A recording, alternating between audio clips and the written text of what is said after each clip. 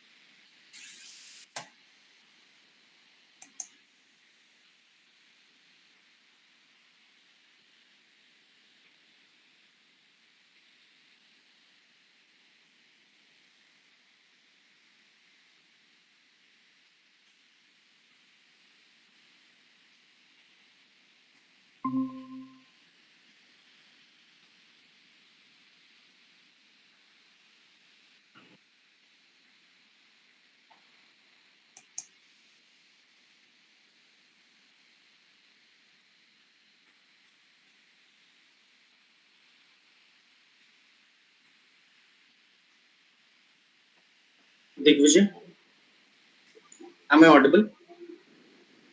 Yes, you are. Are we live? Thank you. Welcome back, everyone. I'm P. Shravan Kumar, the founder of SK Associates and Group, and your host for today's session of Conference 2.0 on impact of hardcore sales in scaling up for startups. And I'm Aditi Jain, the Chief Strategic Alliance Advisor of SK Associates and Group, and I'm Shaban's co-host for Conference 2.0 on impact of hardcore sales and scaling up for startups. We would like to request all the speakers and attendees to switch on their webcams and stay on video throughout the conference. Now, we would like to quickly introduce our guest for the third session of Conference 2.0. Please welcome our first speaker, Professor Dr. Dilip Nanthiolia. With over 45 years of experience in business entrepreneurship, consulting, research, training, and teaching, Dr. Nanthiolia is a highly experienced business professional. He holds a doctoral degree from Thapar University, Patiala, India, and specializes in marketing and strategic planning. His insights and expertise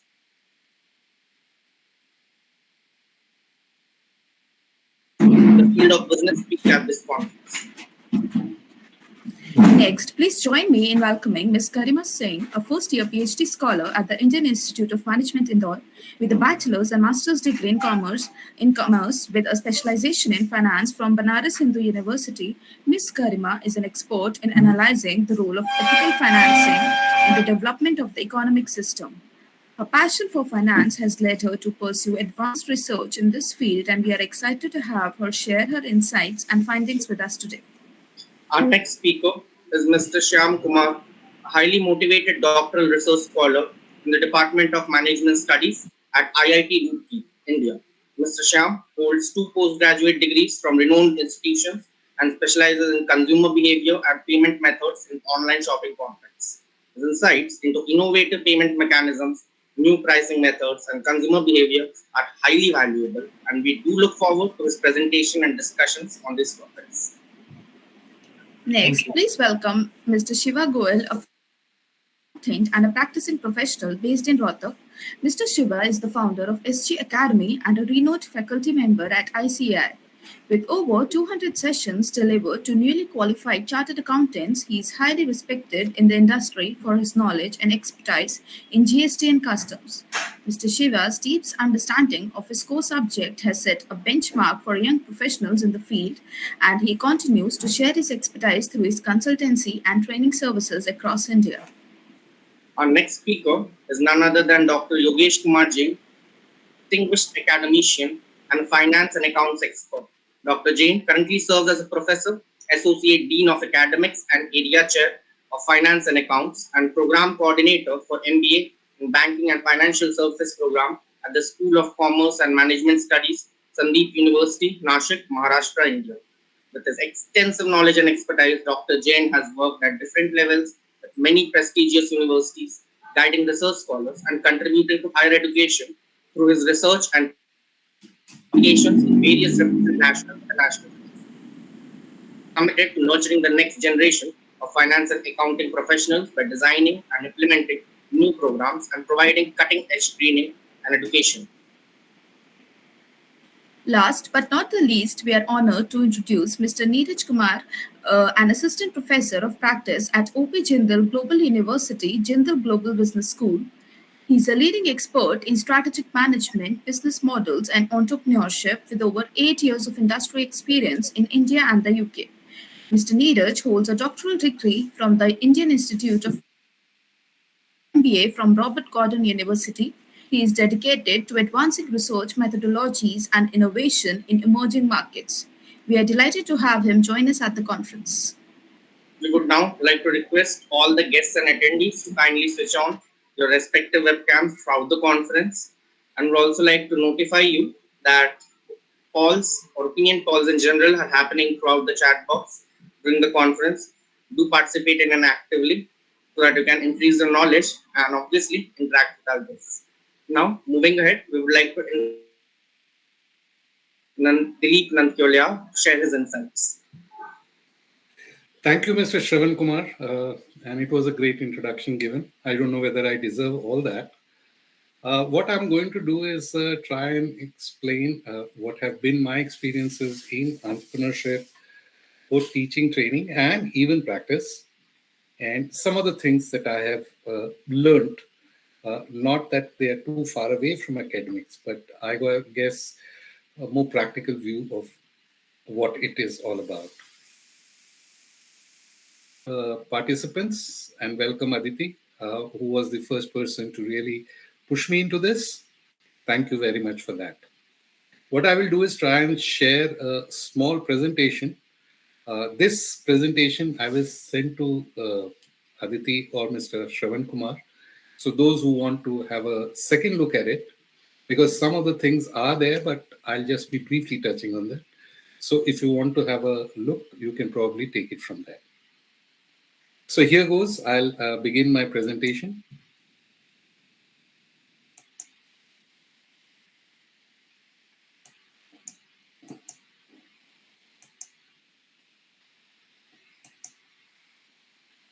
Just give me a second.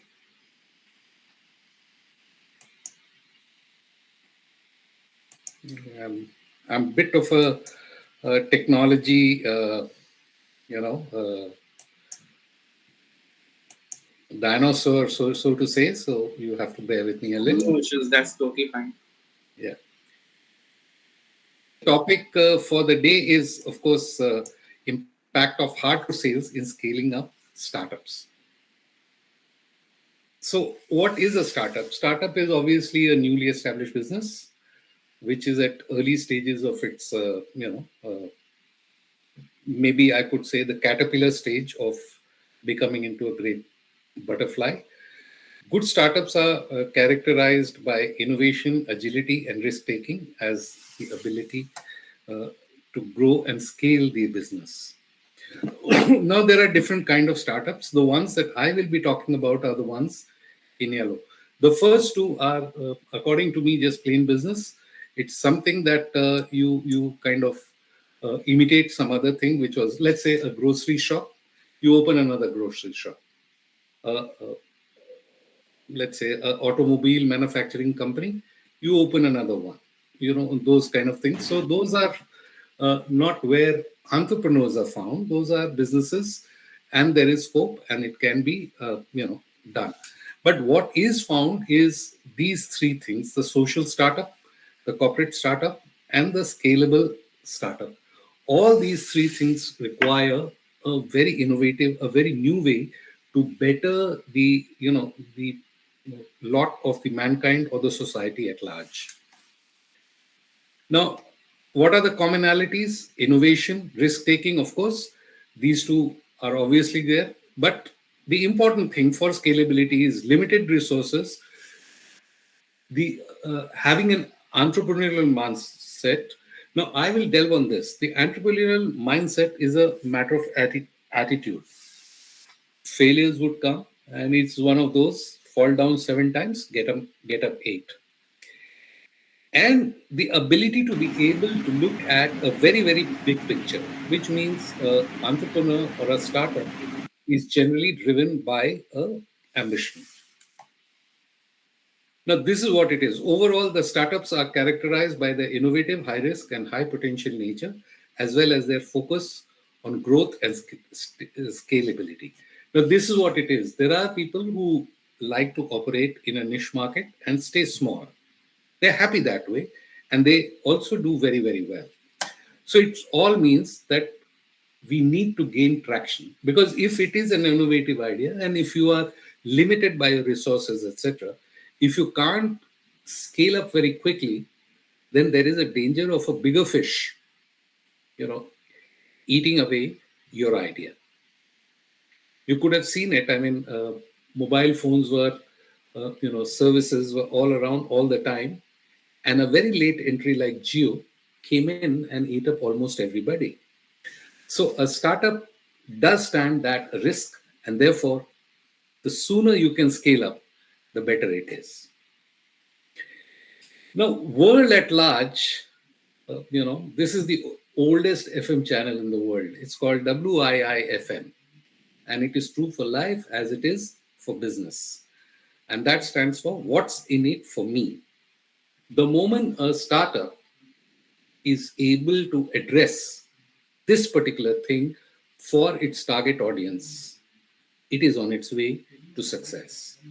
So, what's in it for me? Always remember, as you're starting up, uh, are you going to be able to address that? There can be a whole session on this, but right now I'm just giving you a gist. So, stakeholders in the startup, and each of them have their own WIIFM: founders, employees, customers, suppliers, partners, regulators, and most importantly, the investors. Money is the lifeblood of any business, and therefore investors become a very important stakeholder for startup. And their biggest what's in it for me is so many X profit when they want to exit. Now, what is the WIIFM of investors at different stages of funding? Seed stage, they're looking for the team, but even at that stage, they're looking at how quickly you can build up your sales funnel. Okay. Series A is, of course, when market and the traction has started coming, and they feel that yes, it has the potential. Series B is almost the same thing, and later on, it is the kind of customer base that you have that gets funded. Now, in short, investors are looking for companies with strong leadership, compelling business model, and a clear path to success. Now, if you look at all these three factors, leadership is about basically addressing the WIFM of all the stakeholders. That means, in other words, selling hardcore to every stakeholder. A compelling business model is nothing but something that addresses the need of the society, which again is basically sales, and how you would scale that up. Now, the specific need of investor may differ from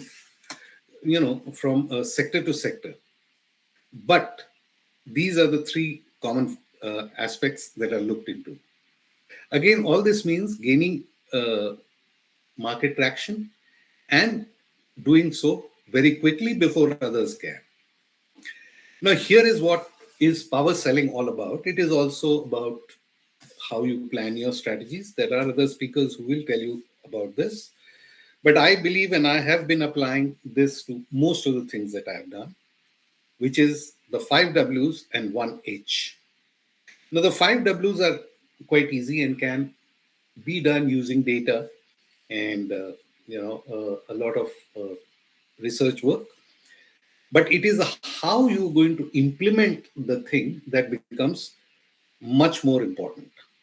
How you're going to reach out to the people, how you are going to reach out to the customer base, how you're going to reach out to convince all the other stakeholders is what matters. And now, if we are talking about how, then we are talking about power selling. Okay, at each stage and at different levels for different stakeholders.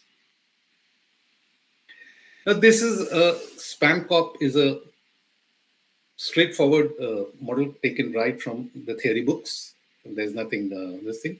So let me just explain you a bit. When you get a business idea, you look around and everybody is a possible customer. So you suspect everybody. That is that. Once you do that, you kind of collate information and put them into different segments. Then look at which is the most viable segment which you can reach out to first. Now, that's the first step of power selling.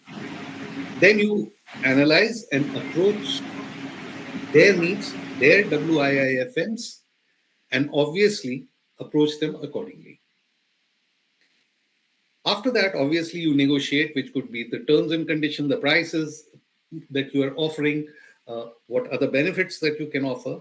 It's all about, again, trying to match your WIIFM with them. It's almost like in a marriage situation when horoscopes are, in arranged marriage, horoscopes are matched. It is this period where that is done.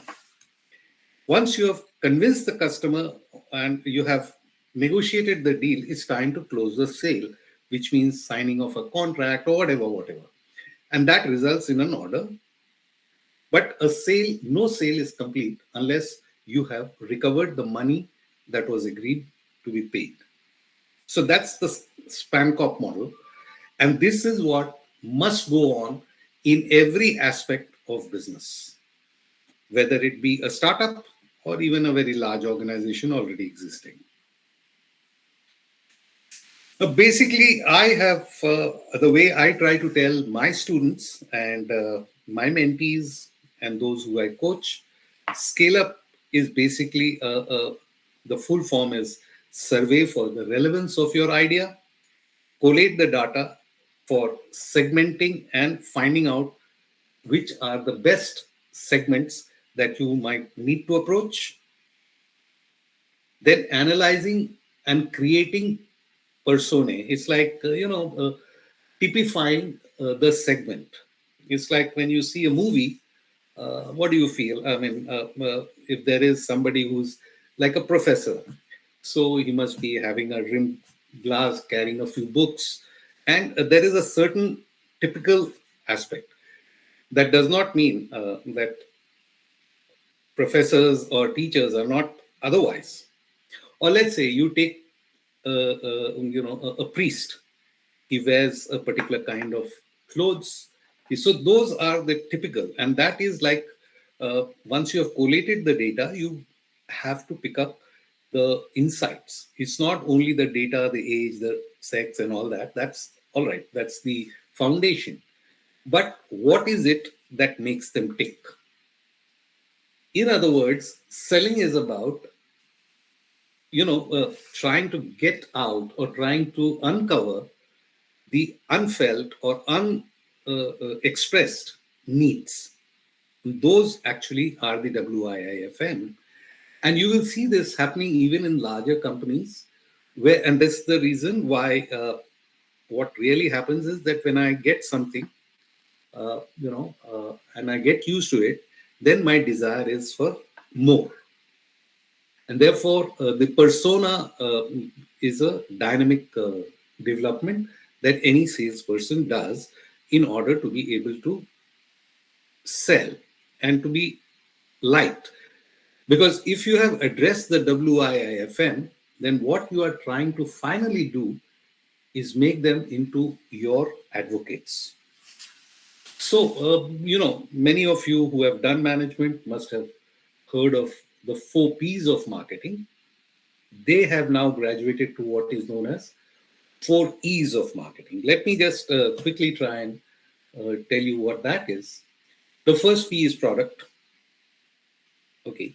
The product now is basically an experience. Nobody now buys a product. I mean, the n number of products available, but it's the experience that you can give, which is where a seller can score. The next P of marketing is place, okay, which has now graduated or now metamorphosed into what is known as everywhere. Middle of the night, if there is net, middle of the sea, you can order what you need. The third P is price. Now that has graduated to what is known as an exchange. Nobody now buys a product for a price, they buy it for a value that you can give to them. And number four is promotion, which has now become evangelism. Okay, evangelist is a person who advocates your idea and who covers for you. And we all know that any amount of advertising, any amount of freebies, everything can be given, but people would rather trust reviews to begin with or ask their friends and relatives. So these are the four, E's of marketing or four E's of selling, whichever way you like to put it. Now, therefore, scale up now becomes survey, collate, analyze, generate leads for viability, empathy modeling. How would you empathize? How would you communicate with the persona? And what is that uniqueness that will make you likable? And then how do you propose to approach each customer?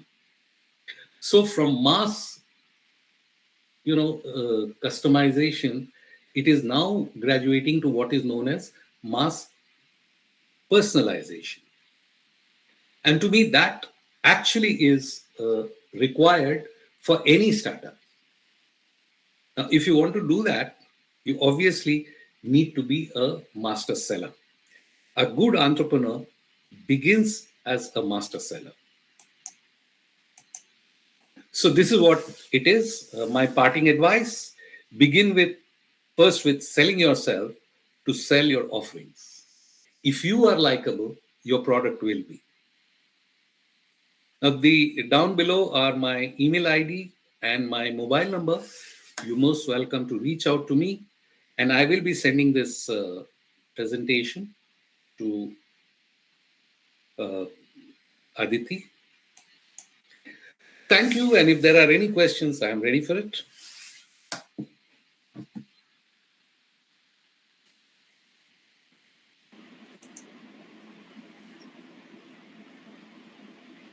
Further moving ahead, we would like to thank Professor Dr. Dilip for his wonderful speech, and I request him to share his mail in the comment box for any queries our attendees might have. Sure, Moving I'll just ahead, do that. thank you so much. Moving ahead, we would like to invite Ms. Garima Singh to commence her speech. First of all, thank you so much for your kind introduction in the beginning and for this opportunity to speak here today with all the other esteemed speakers. I'll begin my presentation. Excuse me, Garima, you're not audible clearly. If you could just give it. Audible now? Is it better? Aditi, I hope she's audible. Yeah. Thank you. So, yeah, thank you for this opportunity to speak here. Just a moment.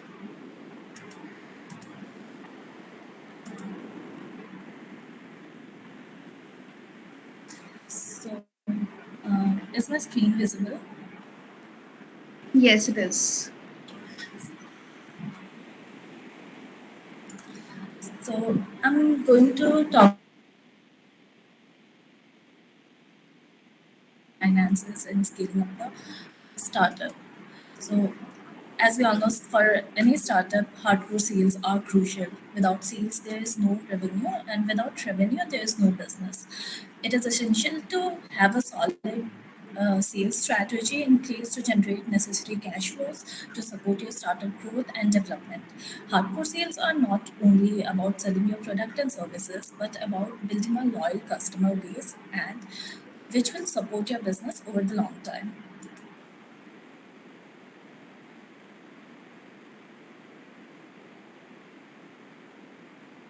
It refers to the process of actively seeking out and persuading potential customers to purchase a product or services that the business is making. It is approach which is most often associated with aggressive sales techniques that focuses on closing deals quickly and overcoming objections and closing sales. And to be successful in hardcore sales, business must understand their target market, the need for the customer, and the value proposition that the business customer. This understanding allows the salesperson to tailor their approach and overcome objection that potential customers might have. For example, let's say that if a business want to sell something, so they would rather highlight kind of if they're approaching a business, may it be a big business or a customer, they would rather focus on the features that they want to sell to make a compelling case for why it is worth the customer's investment. And hardcore sales also requires a lot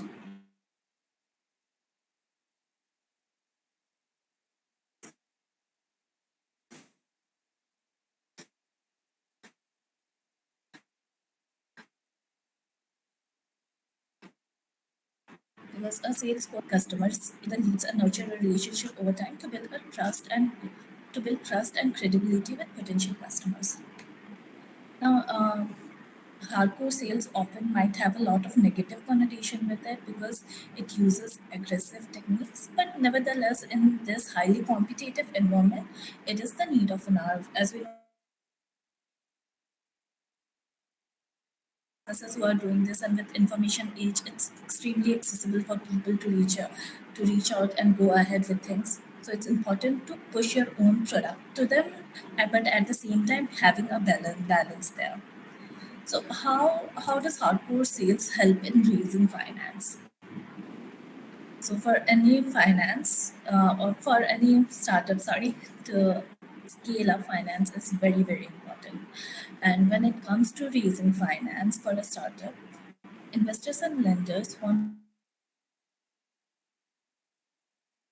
for a startup seeking to raise finance, hardcore sales demonstrate a proven track record of revenue generation and growth potential.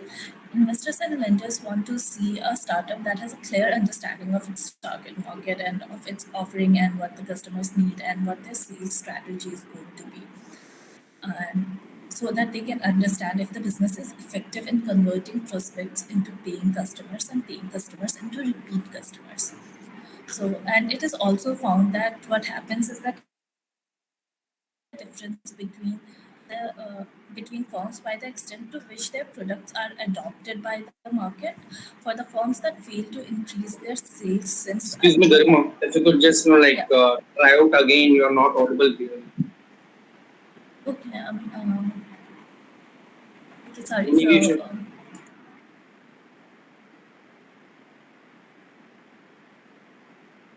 Uh, am I audible now? yeah, you're clearly audible. Please continue. Yeah. So, as I was saying, that it is found that investors discern the difference between firms by the extent to which their products are adopted by the market. So, if there's a firm that fails to increase their sales since the IPO,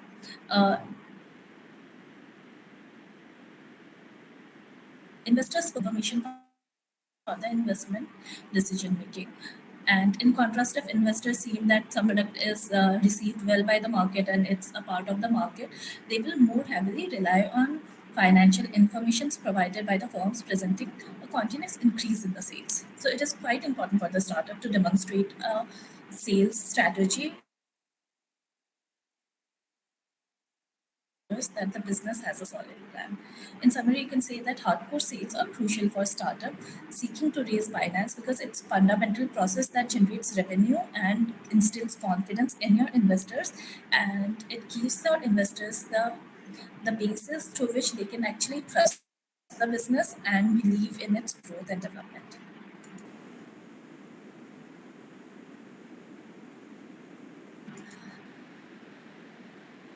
Growth. So,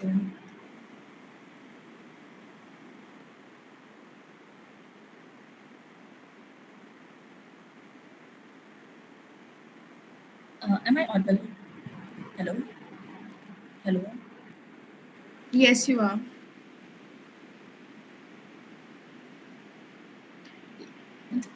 Uh, Yes. Sorry for that. Uh, No worries, you can speak like so, that. the role of sales in startup growth. Sales, as we already know, plays a very important role in growth of startup. Or service, but without sales and without letting people know about it, it cannot sustain itself for the long period.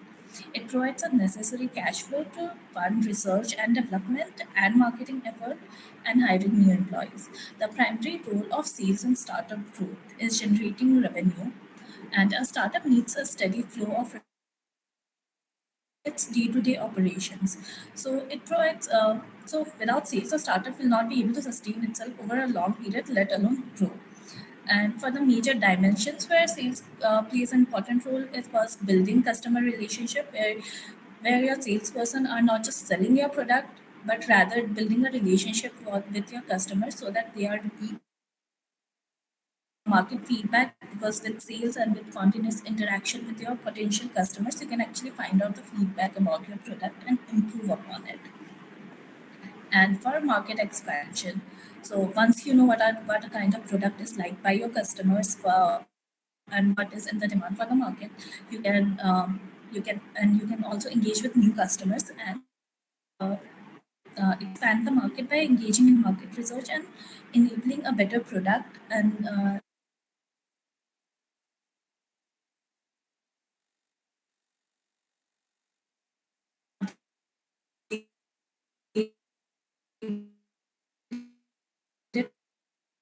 translate of I.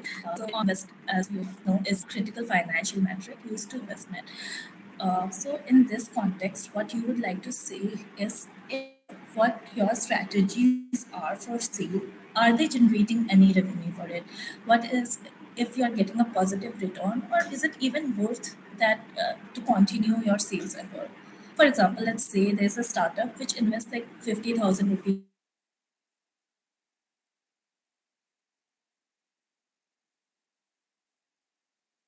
100%. As your ROI is your revenue, which you have earned, minus the cost of sales, divided by the cost of sales into 100. So in this particular situation, your ROI is 100%. So you know that you have to continue with the practice that you are doing, and you are making a profitable investment. This is that in because if an investors see that you're having a positive ROI, they see that you have a clear and positive return on your investment, and there they would like to commit their funds to your business, and it makes the investment opportunity more attractive to potential investors, making it easier for you to raise your finance from the market. And furthermore, tracking the ROI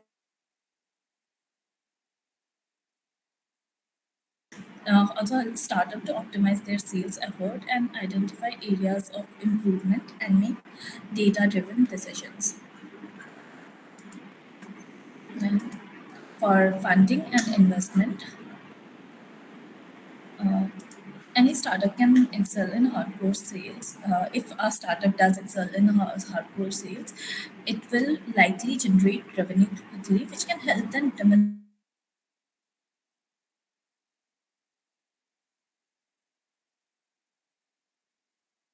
So, so that they have greater confidence and greater credibility, and the startup can generate positive returns on the investment. It can also impact decision making by providing valuable insight into market and competition. However, it is very important to note that hardcore sales, or sales alone should not be the focus of the business.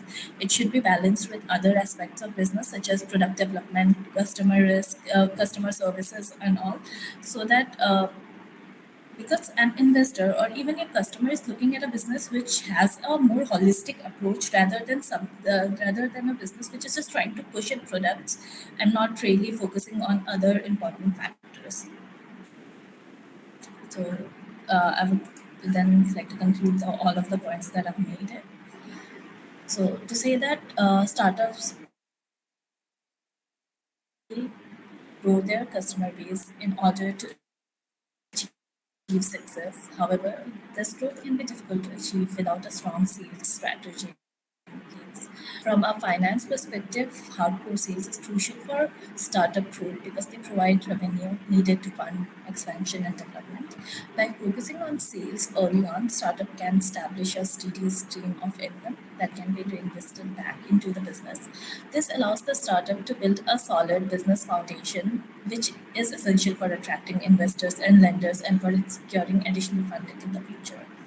It can also help startups identify areas of improvement in their products and services. And by listening to customer feedback and adjusting their offerings accordingly, startups can refine their business models and increase their chances of success. Sales strategy can help their startup stand out in crowded market by establishing a reputation for delivering high quality product and services. Startups can differentiate themselves from competitors and build loyal customer base. Thank you. That was a great speech, Garima. And for the moving ahead, I would like to thank Ms. Garima Sen for her informative speech.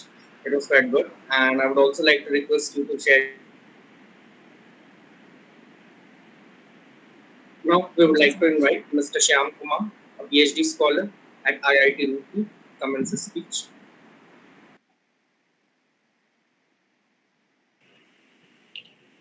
Hi, Shravan. Hope I'm audible.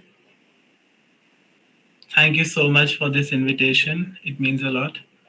Yeah, you're And audible. I would like to share my screen.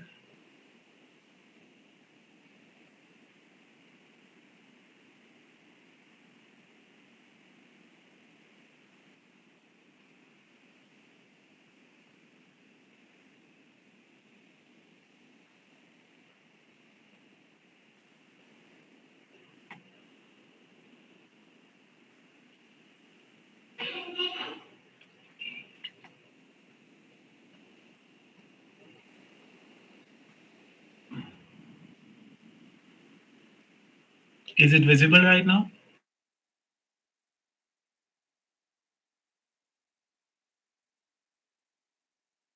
Okay. So, good evening, everyone. I'm talking about startups, its failures, and scaling up. So, first of all, do you know that 90% of the startups in India fails in the very first 5 years? So this is the statistics which I've taken from IBM report in 2017. I hope the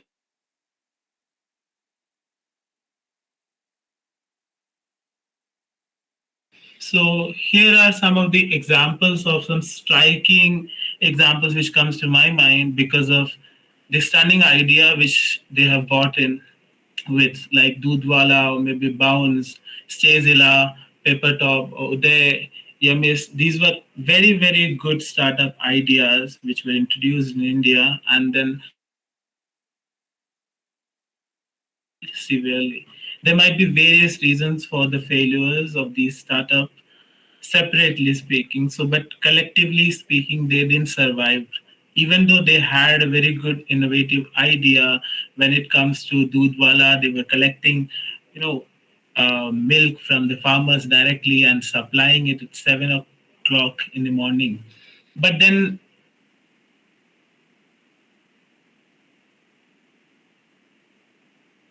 market for a while. So let's see, why do startups fail? So obviously there might be a lot of reasons for startups to fail.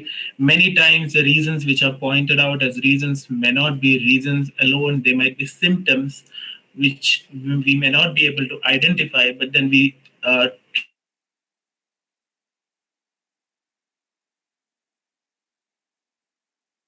potential cause behind it. So some of the reasons which I feel, or which I have learned from my experiences, is that the rigidness which these startups or the companies follow, or the management follow in their businesses, they are very rigid with the rules and policies which they have formulated.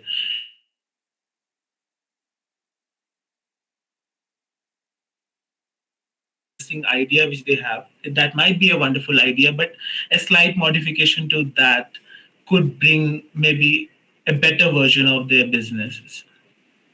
Or sometimes these startup businesses try to earn money rather than customers confidence, so they believe in a kind of short term money earning, or maybe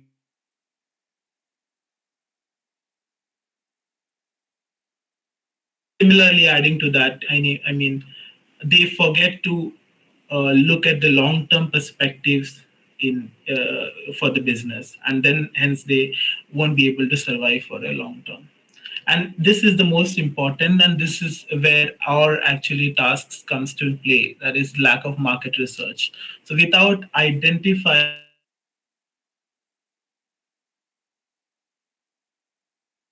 require, what kind of customer need, who are your target audience, you don't understand that, and then you float, and then these companies fail severely.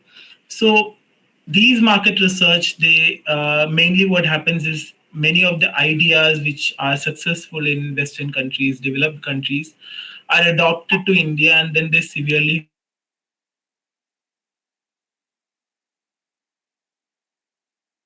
it is brought into India, where that was not a successful. People were not as responsible to take a scooter and then park it into a very good place, or maybe a place where the other person can also take it. Or they are very careless. They do not take, they take the helmet and they go. So these kind of things actually happen.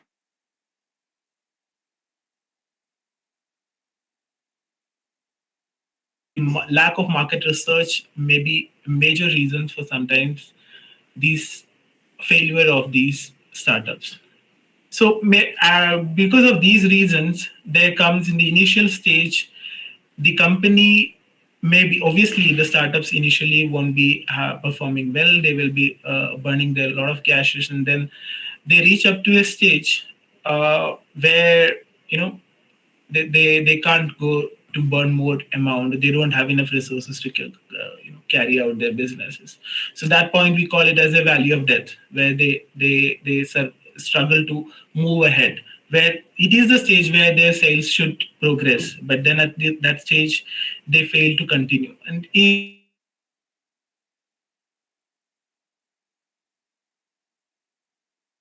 especially for the startups. In one of the article which is recently floated in 2022, overcoming the valley of death, a new model for high technology startups published in Sustainable Futures, is a very good read for those people who would like to know more about how to come out of value of death situations for the new startups, especially in when it comes to technology related startups. They have given very detailed analysis, and then the things to be followed, and the detailed model to come out of the value of death situations.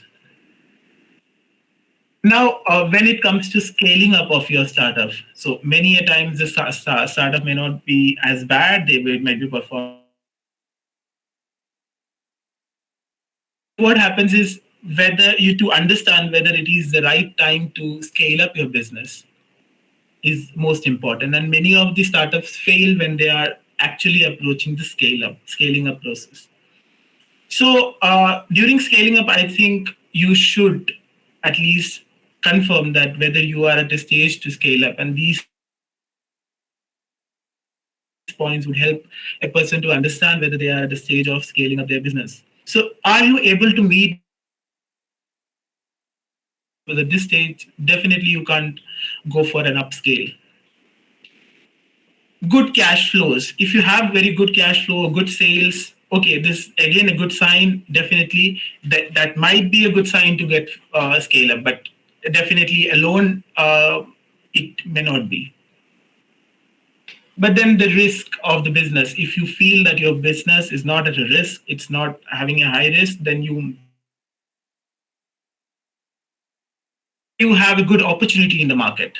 Definitely, if there is a severe competition existing in the market, like when Dudwala decided to scale up their businesses, and they decided to enter into other grocery market where it was so competitive, a lot of competitors were existing and they could not survive, and that scaling up led them to a failure of their businesses. And then finally, if you have proper infrastructure, if you have maintained everything, you can go for a scale up.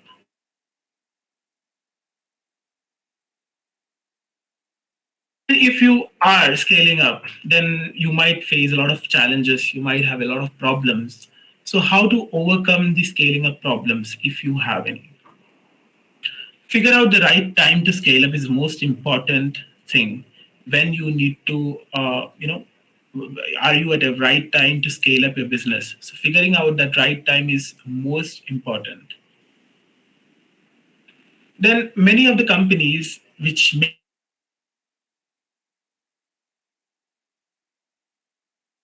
um, bounds, they have made severe mistakes when it comes to hiring.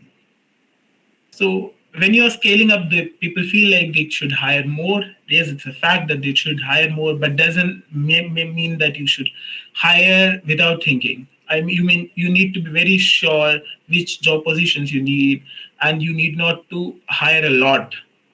You have to hire qualitatively rather than quantitatively.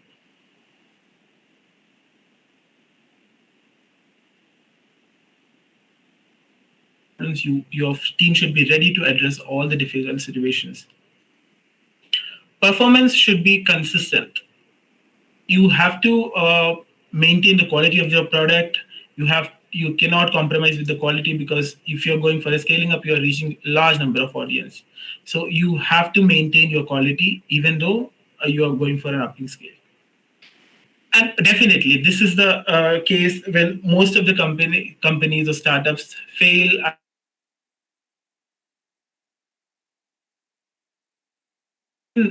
You can go for everything, but then you have to keep an eye on your budget. You should not go out of cash. So this is very, very severe. And when it comes to, scaling up of the business or starting a startup, very, very few in number comes to success. So thank you.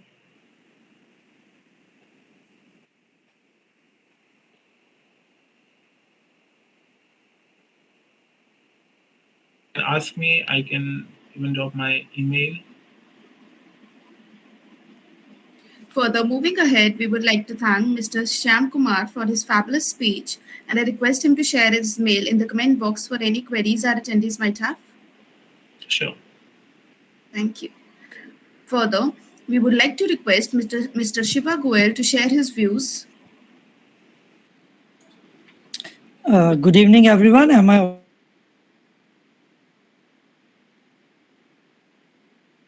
my screen now? Yeah. Yes. Just window. Yeah. Can everybody see now? See my screen? Yeah. Yes, it is visible. Thank you so much. A very warm good evening, everyone. And today I am C. Shiva Goel, and I'm going to take you to a walkthrough on the 360-degree for the startup, be in terms of sales, or be in terms of finances, or be in terms of government subsidies, be in terms of taxation, why the startups get failed practically. I'm not going to talk about the theoretical part. I'm going to talk about the very, very practically, because I have spent a decade, approx a decade in the industry, giving a consultancy, solving their sales problems, strategic problems.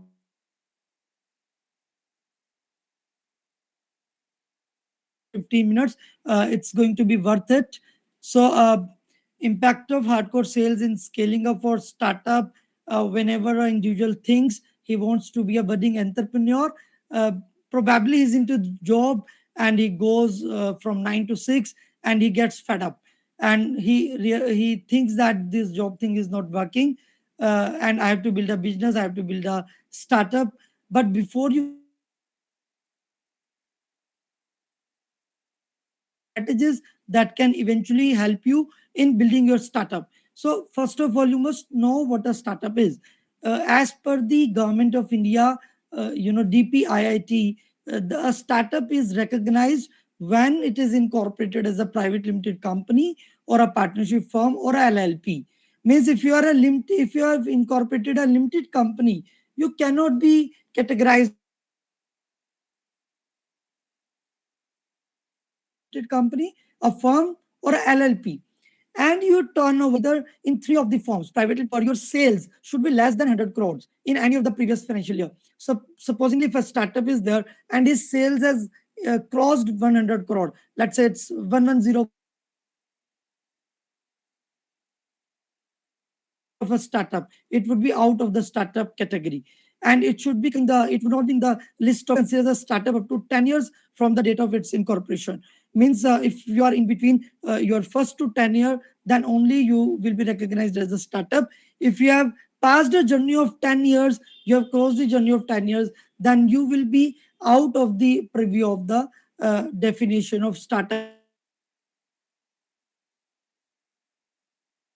So it is the concerned department who has just given these criteria for being recognized as a startup. And of course, a startup should be new. It should not be formed by splitting up or reconstruction of an existing company. You may take over an old company and you may call yourself as a startup. So it is not permissible as per this practical definition of a startup. Going into the strategies, there are certain strategies, very powerful strategies, which are very, very, powerful and can make you rich and free if you are aspiring for entrepreneurship. We all want that, isn't it? Sir, आप जल्दी से बता दीजिए what are the strategies that are very, very important and powerful. We all are waiting for the powerful tips. And within next 15 minutes, I'm going to make you a better salesperson so that your startup can also be scaled up. So these are the 7 powerful tips. But before I start, you have to make people say yes to you. Yeah, your followers, your fans, your customers, your team members. Even you're into job, your interviewer has to say yes to you to get into the company.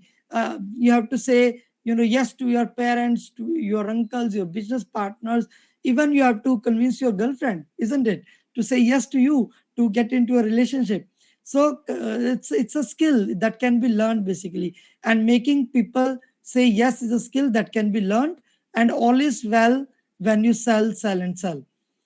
And do you know sales is the hardest skill in the world? More than any discipline, be it medical, law, engineering, or maybe accountancy.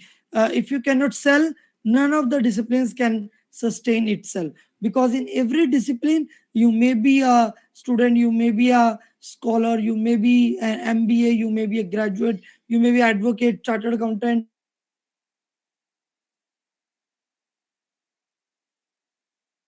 you need to sell to your patients. As a doctor, as a chartered accountant, you need to sell to your clients. As an engineer, there would be a different clientage, but you need to sell. So any discipline can sustain itself when they sell. So there are certain techniques that has been used on us, but now it is the time as an entrepreneur to use them. Here are the 7 triggers which really work and which are very practical. First is the social proof. So we are influenced by the wisdom of crowds. Whenever we go to Amazon, then you check out reviews. If let's say a book has 100,000 reviews, 1 lakh reviews, then surely you're going to buy that product, isn't it? Uh, if that has a 5 rating, and out of the, let's say, 1 lakh customer reviews, 80,000 reviews are of 5 star, then probably you are going to buy that book, because you will think that if those 80,000 people have consented that to buy the book, then of course you are also going to do the same. So people, before buying anything, see the social proof, the reviews, the We also check whenever we are going to buy any tablet or any of the product we buy. You see, you check the reviews or the rating. So the social proof is very, very powerful. Purchase decisions based on reviews, based on popularity of the actors. If Amitabh Bachchan is the brand ambassador of any brand, you're more likely to buy that product. If Deepika Padukone is the ambassador of any product, or MS Dhoni or Virat Kohli, to whom you think you as an influencer or as your mentor, or you respect to that actor, or maybe the influencer or the captain, or he may be anyone. But if he shows that product, it is there are more chances that you will buy that product than not. This is the social proof that has tested upon you. Now it is the time that you also do the same. Second is the scarcity. Scarcity creates value. How, sir? How scarcity creates value? You go to an Amazon store and there is written only 2 units remaining. Even though you may need it or you don't need the product, but you will see your only 2 units remaining. Let me just buy that product.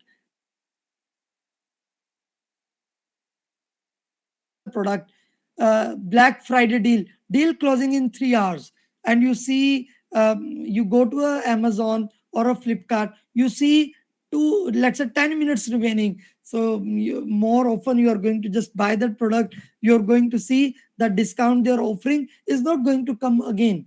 But you never know, this is a sales strategy. This is one of the sales strategy. If they create a scarcity of the product, even in the aeroplanes, whenever you're going to plan any journey, they are showing like only few seats remaining. Why? Because you would have a fear in your mind.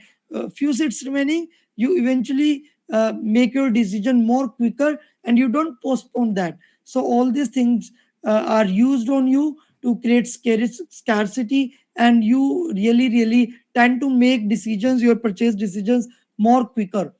Give chocolates to it. Whenever there is something like, you will buy this course and you will get these 2 books free, and we as an Indian are more inclined towards free products. That's what the strategy of the Geo was all about. They made the internet usage free, and eventually lines to buy the Geo SIM, and strategically, after a year or a two, they had nominal cost for that. And now you can see, they first gave chocolates to it, and then they eventually became the customers of the Geo, and they scaled up Geo and entered into the telecommunication sector. So this was another strategy for the whenever a teacher says, dad says, doctor says, lawyer says, expert says, we use that product, we will buy that product. Let's say when a doctor says you have to buy this medicine of a Cipla brand, then a patient will 99% times he will buy that Cipla brand medicine only. Maybe it will cost him, let's say, more 200 rupees or 500 rupees, but he will going to surely buy that medicine only. Maybe possible that the same salt, another brand is selling at 100 rupees, but he is not going to buy that 100 rupees medicine. Salt is same, but because doctor has patient, we are going to buy 500 rupees worth medicine. We will not think, and we will not have a second thought. No, doctor says we have to buy that. So authority is the another proven strategy that the patients, doctors, teachers, or the companies are using on us. Build your authorities. Like I say I'm a CA Shogal. I have done more than 200 seminars and all that stuff. So I'm building a authority. Next is the commitment. People are more likely to take action what they commit to. For example, you have to say people yes for a small thing. For example, if you buy a product, your health lifestyle will be improved. You are going to see a change in your body or in your healthy lifestyle. So if you give commitment, people will say yes for a small things or for your product. Number 6 is the liking. If your more going to often buy that product. If a person from your city going to say this brand I have used is good, so you're more going to trust on that. If your, let's say, family member is going to say I have used this product, this is quite good, you're going to make to you're going to make more believe on that particular product, and you're going to buy that product. So liking also matters a lot in the scaling up for sales, and it matters the most. And last but not the least is the fear. People will put more effort not to lose but something than to gain the same thing. Perhaps this is the reason the insurance policies are being sold out by saying that they start like this: खुदा ना खास्ता आपको कुछ हो जाए, खुदा ना खास्ता आपका एक्सीडेंट हो जाए, खुदा ना आप यहाँ ना रहो, आपके बीवी बच्चों का क्या होगा, and they try to instill a fear in your mind, what will happen. And you see, oh my god, if something happens to me, what will happen. And eventually you get into the strategy of the fear, and you give them a check of 1 lakh or 50,000, and you buy a term policy or a mediclaim policy or any policy that that agent is selling for. So fear sense to you to close the sales deal. So these were the seven triggers: social proof, scarcity, gifts, authority, commitment, liking, and fear, which is oftenly used for scaling up the sales in the startup. And there are powerful case studies: Dairy Milk, Pulse, Polio Abhiyan, Gillette. All have used these strategies, and you can see these are the unicorns today. They are not the startups today, unicorns. So basically, there are like some recent success stories. Physics Wala, the you can see the valuation 1.1 billion, 8,000 crores. You know, founded by Pandey and Pratik Maheshwari as a YouTube channel, and started only as a physics coaching, very niche kind of product they service they used. And you see the valuation today. Zerodha, in the trading, in the stock broking trading, it has become a giant, and you see the valuation $2 billion. My god. And Joho is another. Excuse me, Mr. Goyal. I would appreciate if you could wrap a bit faster. Yeah, I'm just doing that. Yeah. So there are like lot many things, other things which I'm going to wrap up in another 2-3 minutes. Government also gives you funding through the CGTMSC scheme, which is going to help you in the funding part. And there are many websites you can use to have a funding area. And then coming to the sales, you can do on the government sites: Udyam registration, khadiindia.gov.in, mscmart.com. All these are the government portals: Jam portal, e-procure portal, where there will be tenders or the orders, and you can procure that order, and eventually you can scale up your startup. Jam is a very famous portal.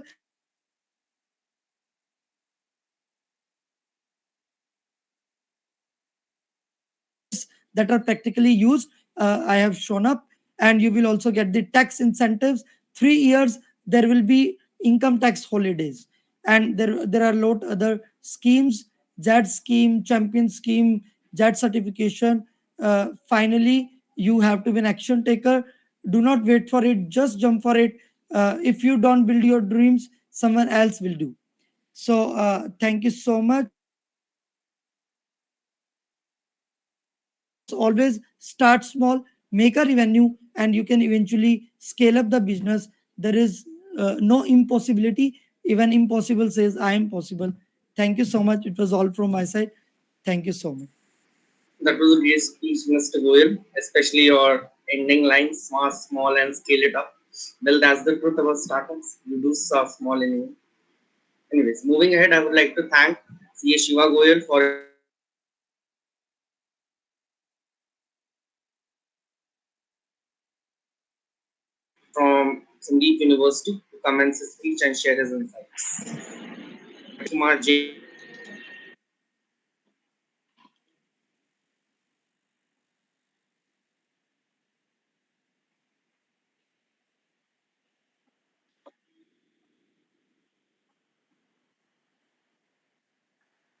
Yeah, good evening, everyone. Good evening, Mr. James. Yeah, just 1 minute actually. This, there is some heavy rain going outside and some internet issue. The fourth icon from the right, with the rectangular icon. Of Is the, this?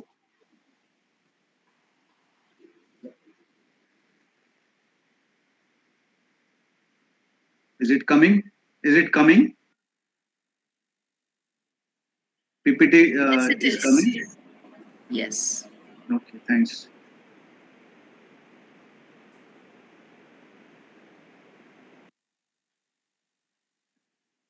So good evening. I'm Dr. Yogesh Jain. Today's topic for the conference is impact of hardcore sales in scaling up for startups. Already my introduction was given. I'm very thankful to all of you for inviting me for this event. So as we know that one of the most important and critical challenge before all these startups or any Indian startup or any new startup to scale it, how to scale their business into a functioning, moderately profitable entity. So starting a business and starting a startup is quite easy, but when you are going for scaling up the business, it is not the easy task. So scaling is always more challenging. Can you please once confirm that my voice is coming? Anyone, please? Yes, it is Yeah. audible. Thank you so Clearly much. audible. Yeah. So scaling is always a very challenging task for the startups. If you are a new startup, then it is very obvious that you are looking for ways to scale up your business.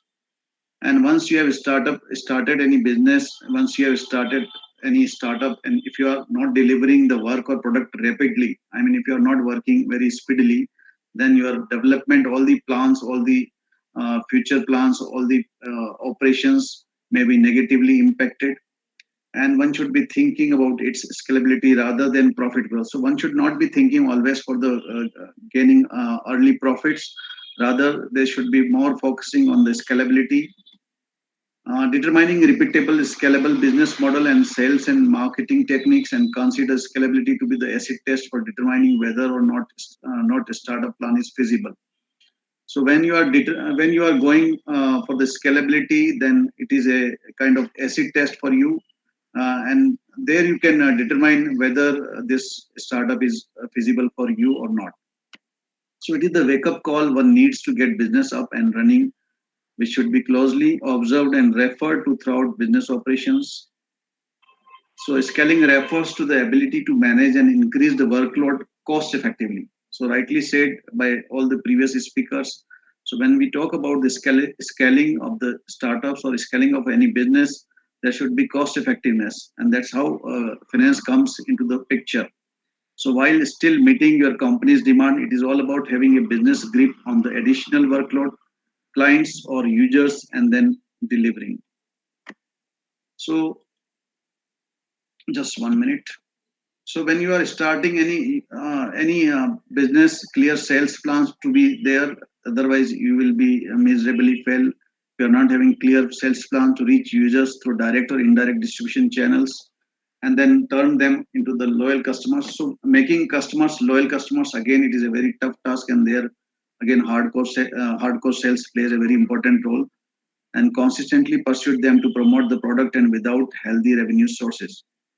Then company must construct a hardcore sales business model that boosts revenue while reducing variable unit cost and containing. So you are again, it is a finance term where you are required to control over your fixed cost and variable cost. Here we can take one of the case study that is again from finance, where we can take the case study of AU Small Finance Bank.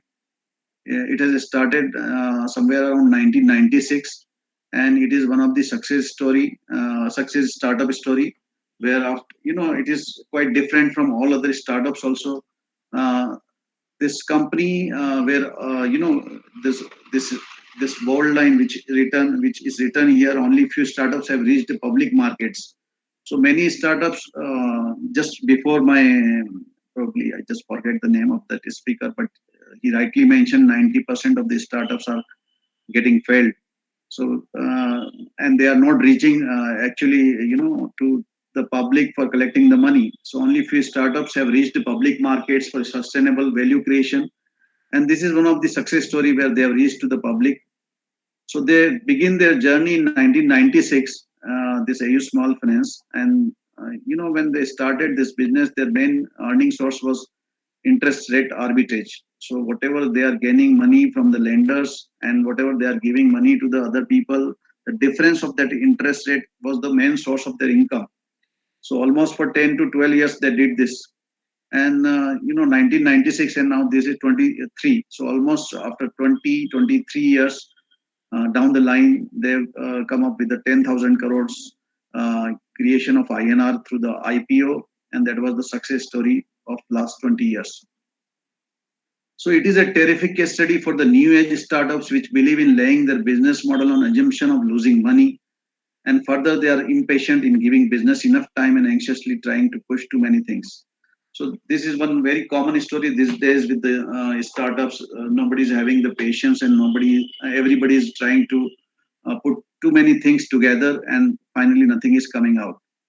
And this is how this AU is different from other startups. They have done almost 20 years hard work, and after that 20 years hard work, they've gone to the public for 10,000 crores IPO. And value is created only in long term and not by losing money, but by making money on a sustainable basis. So this is the story. This is the moral of this whole case studies story. And taking the story forward, this is the Sanjay Agarwal, who was the a stakeholder, who was the owner of this AU Small Finance Bank. So PE investors, private equity investors named in the company's offer document, and deservingly they were well rewarded. So once you are having PE investors or private equity investors for your company, and if they are getting rewarded, then this is another name of your success. So here this case study is saying the same thing, where PE investors of the AU Small Finance Bank, they were given their names in the offer document, and they got the reasonable return or reasonable reward. So everyone is talking about the management quality, everyone is talking about the valuation metrics, everyone in the finance, they are talking about the financial data, business model, financial forecasting, or let's say financial modeling through machine learning, or financial modeling and forecasting. These big words every day we are hearing, but this case is quite different from all those words what we are hearing from the finance people or finance experts. And these are the below are the soft attributes that enable us to pull some reference of companies' insights. So we can see what was the reason of this success story. Invest in people. So this is the whole crux of this whole case study. You are required to invest in people, create an ecosystem through motivation and training where an ordinary person delivers extraordinary results. That is one point.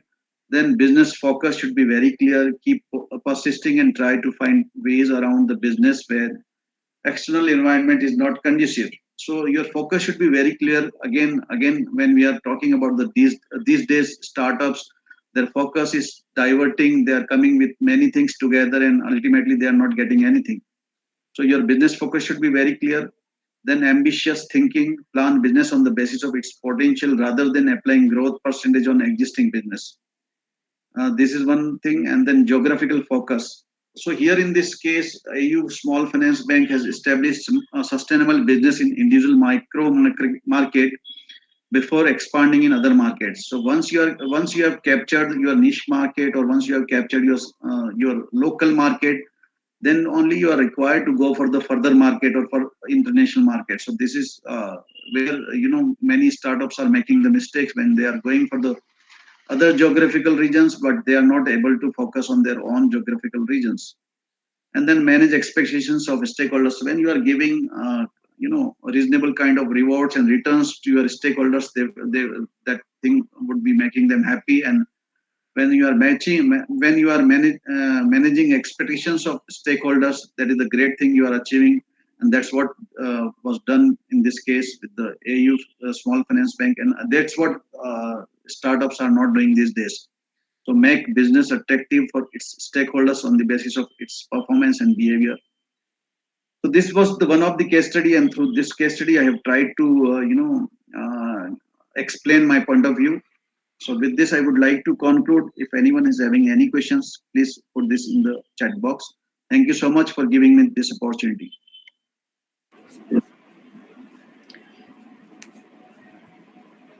We would like to thank Dr. Yogesh Kumar Jain for his amazing speech, and I request him to share his mail in the comment box for any queries our Yeah. attendees might have. Further moving ahead, we would like to request Mr. Neeraj Kumar Kesharbani to commence his speech. Thank you very much. Let me just share my screen.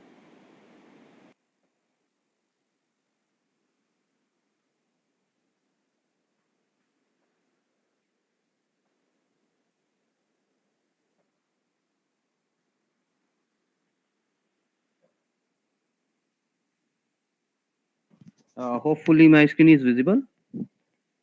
Yes, it is. Yeah. So, firstly, I would like to thank SK Associates and Groups for inviting me for this uh, lecture and wonderful opportunity.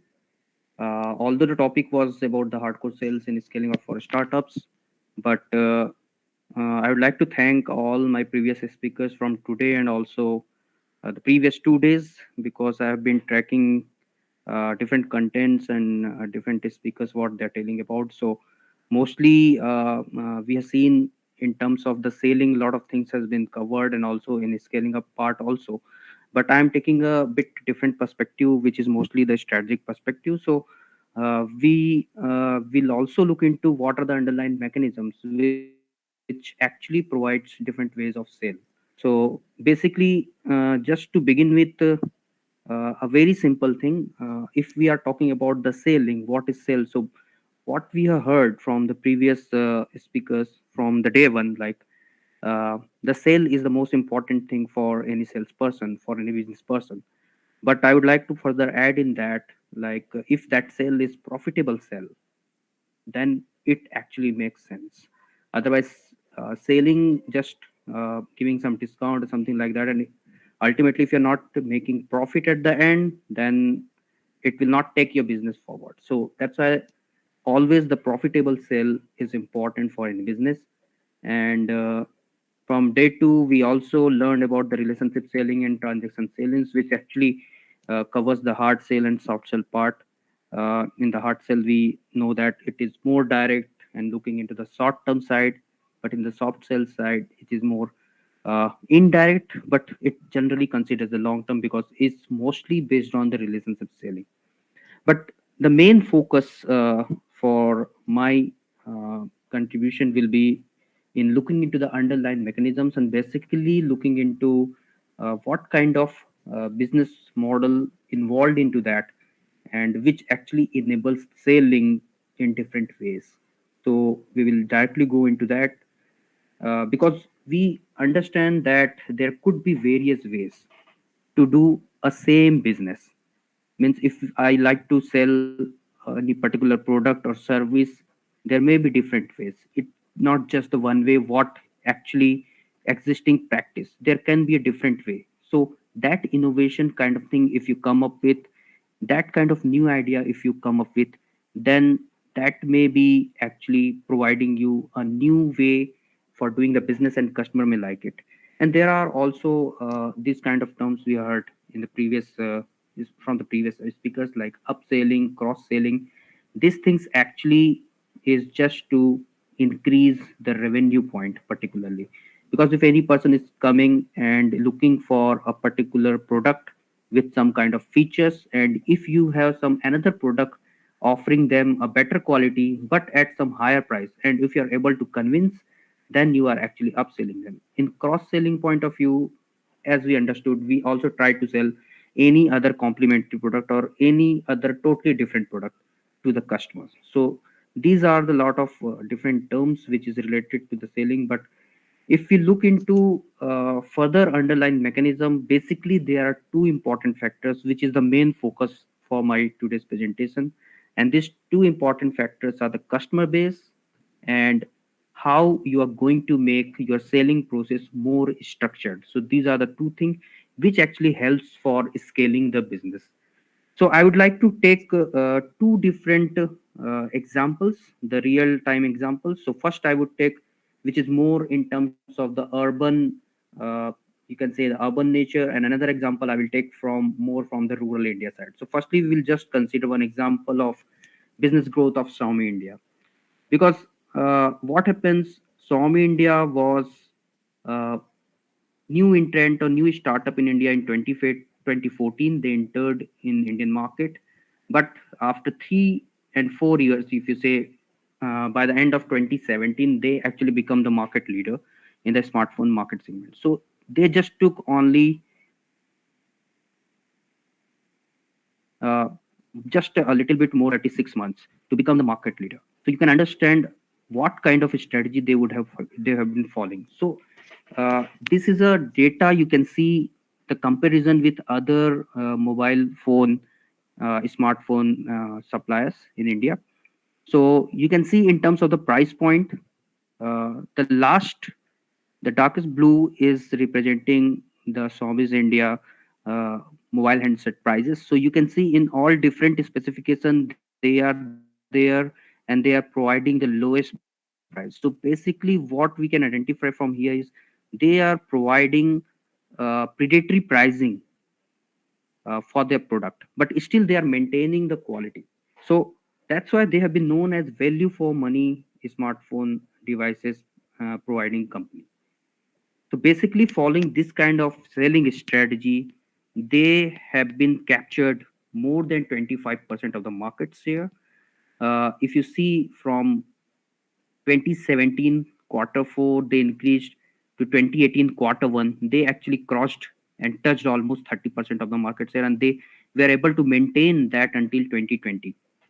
So this is the data up to 2020, because this is the research which I conducted, uh, and it has been published in 21 end of the December. So the data was up to the latest point, that was 2020 quarter one, before the pandemic started. So the research was considering that particular timeline, but we get a lot of learning from this particular case. Now, if I will ask you whether you think it is a successful smartphone company or not, so definitely you will say yes, because they are able to maintain that leading market share. But you need to also understand they also sell other devices like smart TV, smart bulb, and power bank, and many other associated smart devices and accessories. So the next level of research was looking into this kind of other devices. So if you see the smart TV specification also and the power bank also, again you will find the similar pattern. Here also they have followed that predatory pricing kind of a strategy. But again, if we see whether this company is a smart cell device company, right? It seems like that. Previously we thought it is a smartphone company. Now, if they are also offering another kind of products, you can say they have increased their product range. So whether they become a smart device company or not, so that comes into our mind. But one question may come, whether they are doing any particular type of innovation, that's why they are able to maintain this kind of predatory pricing in the market, and still they are able to survive for the longer term. Because if you are doing and you are cost cutting from your the manufacturing side or from your supply chain side, how much you can do, because you cannot continue reduce the cost, making it to the lowest price. Definitely you're doing something different. That's why you're able to maintain that quality also, and you're able to maintain that at the cheapest price and the lower cost. So basically, if you try to connect this with a particular type of innovation, so you will find the answer as the product innovation. So they are basically doing some kind of product innovation there. Now, if we move further ahead, they are not just a product based company, actually. They have also done something on the process side, particularly. So, if we go back into the beginning of the Xiaomi India, they started as a flash sale. They entered through the Flipkart, and actually they were popular in India before it came. And when they launched with a flash sale, actually it crashed this online platform Flipkart. So that was a knocking period from the Xiaomi India. They had knocked into the market, Indian market, the Indian smartphone market. They identified this. Further, if you see in the after 2 to 3 years down line, they actually came up with Me Express kiosk, which was kind of a new in terms of delivering a point towards the customer. So they were like a vending machine. So it was a totally new from the Indian market, and it has been installed in a very high footfall area like airport or maybe the shopping mall and this kind of places. So generally the customer go to any mobile stores and they buy there, but by coming up with this kind of idea, it was a quite innovative. From a selling point of view, you are considering a new process to contact to the customer and selling your product. Not only this, they also try to sell the smart TV through the mobile retailers, because they were also trying to do and sell other product ranges, but they were using the same retailers, the mobile retailers. And this was also very new approach from any company in India. So you can see this kind of practice which has been uh, actually adopted by Xiaomi, they refers to as a process innovation. So they have not done an innovative kind of approach, not only in the product, also in how they are going to reach to the customers. So they have also considered this particular approach. Now, but if you further research in terms of how they actually represent themselves in the market, so the that time MD and CEO for the Indian market, Swami India, Manu Kumar Jain, he actually promoted Swami India as an internet company in the Mint Digital Innovation Summit in Bangalore in 2019. So they call it themselves as an internet company, not any smartphone device company, not any, you can say, smart devices company. They call it them internet company. So why it was like that?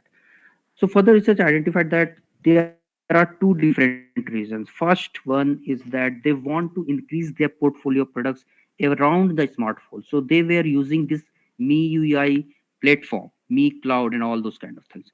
And also their ultimate vision was to provide a smart lifestyle to everyone, and they wanted to increase their smart devices, which will be actually around your mobile phone, smartphone, and other devices like air conditioner, refrigerators, or other devices in your home actually should be controlled by your smartphone only. So they were looking to provide into a smart home for smart lifestyle to everyone. That was actually their mission. So you can understand, means just starting from a smartphone device, how they are scaling up their businesses. So they came up with different connected products, and they actually try to means enter in a different industry one by one. So firstly they entered into the smartphone market, they jumped into the TV market, then they were also having the power banks, which were the accessories. They also looked into the air conditioners, refrigerators. So this were the plan from that. And now if you want to relate this kind of approach, so this is going beyond the product and also the process. This is actually the complete business.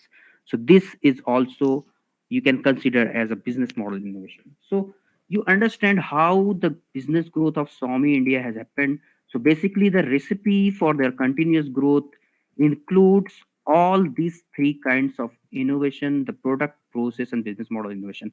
And all these things were actually helping them to come up with new ways of selling for their new products, which were quite unique in terms of the quality, and also they were able to match the price in the market. Even they were actually selling at the predatory pricing to the market.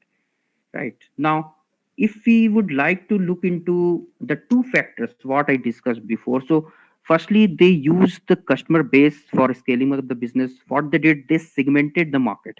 They looked into uh, the newly uh, you can say the young professionals who don't want to invest, and you can say expend a lot for these kind of things. So they targeted them, and they were looking into mostly the middle class and lower middle class families, and the young scholars from this kind of families. So they understand the value of money, so they don't want to invest a lot. So they segmented the market like that.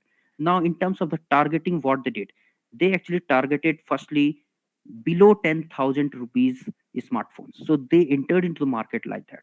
Now, by doing that, they have acquired that lower level of the customers, and then slowly they moved up to increase more better model, which was costing even 15,000, then 20,000, then 25,000. And if you look into the time in the year of 21, they actually entered into the customer zone of Apple also. So they were now actually challenging the Apple means trying to acquire the Apple customers also. So they were following, if you consider in terms of theoretical method, they were looking into the H-star method. So they were segmenting, targeting, acquiring, and then retaining the customer. Now the second point, if you would like to consider, so I will take the another example which is from the rural India side. Now this is about more the structured sale process. So if you consider just one business, consider you have some cows and you want to sell milk, whatever the milk you're getting from those cows. So this is the only business you want to do. Now there are different sales process for that. Suppose you want to sell the milk door to door and then charge. Means you don't have any regular customer, you are just going door to door and charging them immediately. So this is a direct selling technique, direct selling model. So this is a one way. Another way is you may be having regular customers and now you would like to charge them monthly. So this becomes a subscription based selling model. So this is another method of selling. Now coming to another method where you are a, you can say a tech geek. Now you want to make some kind of app and then you ask your customers to order milk from that.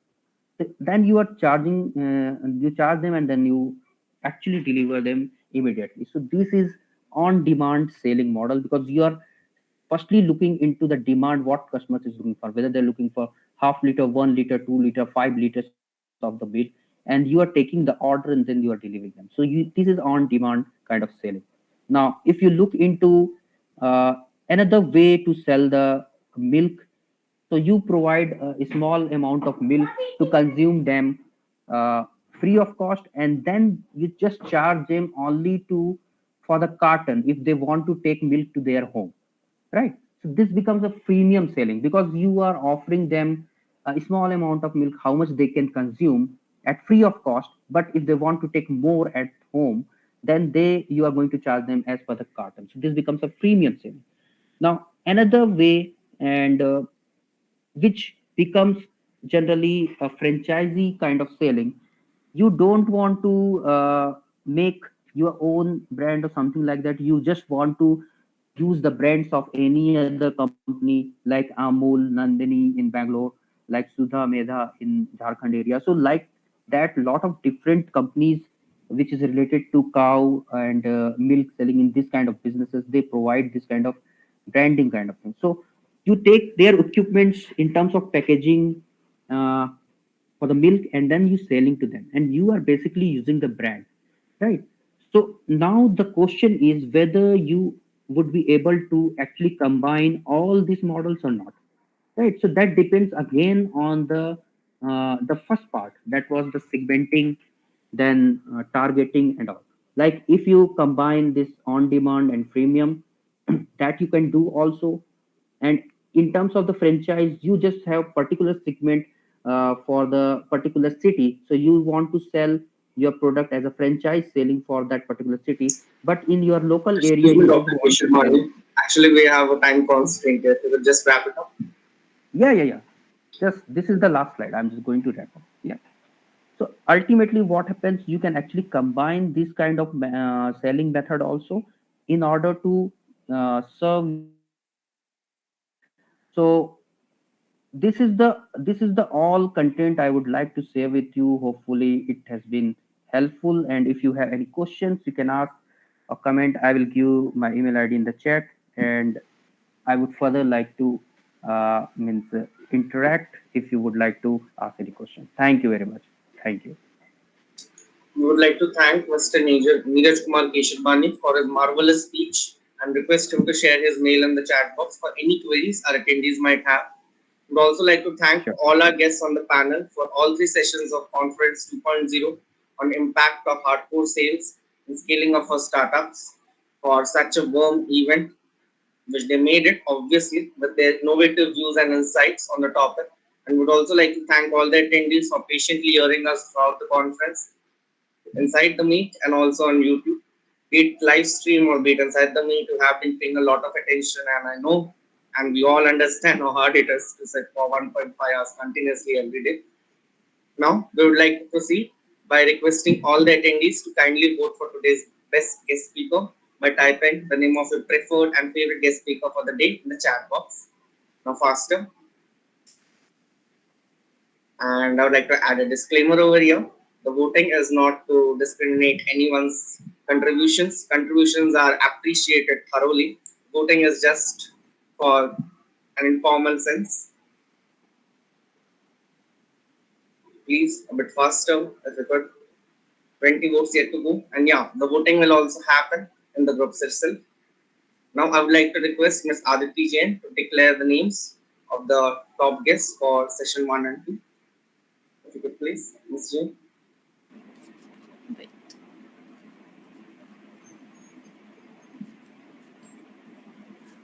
So in session 1, the top first guest was Mr. Vinod Sridhar, and in session 2, it was Dr. Amit Nath. Okay. The top And guest session 3 speaker results yeah, will be declared. the top guest speakers' names shall be shared shortly by midnight in all the conference groups as well as the speakers club. And would also like to inform all the guests that your certificates would be dispatched by midnight tonight. And as for the attendees, I would like to request the HR team to kindly share the link for the certificate form in the chat box. Vaishali, if you can hear me. Yeah, there is it. Ms. Rima has shared it. If you could just go through the form and just fill it for all the attendees, it's compulsory, as you will not be getting your certificates again. And the link would also be shared in the conference groups just for additional like precautionary measure, and it would be open till 10 p.m. tonight, so you can just fill it out there. Now, moving ahead, we would like to appreciate all of your efforts in making this conference such a wonderful event, and I would also like to thank all the executive management team for staying by our side for the last 2 years. And yeah, this is our 20th conference, so that's a great thing out here. And I believe we should obviously go further to end it somewhere around till 2075, because entrepreneurship is a way of life and it's not just a profession or a passion. It's a complete way of life. Now, we would like to again commit to you that we shall return next month for conference 2.1 on emerging trends in product development and the impact of product development in market penetration, especially with special reference to startup ecosystem. Until then, stay tuned and keep dreaming. And yeah, do fill the forms. Do not forget that. Have a great day, everyone. Take care. Thank you, everyone.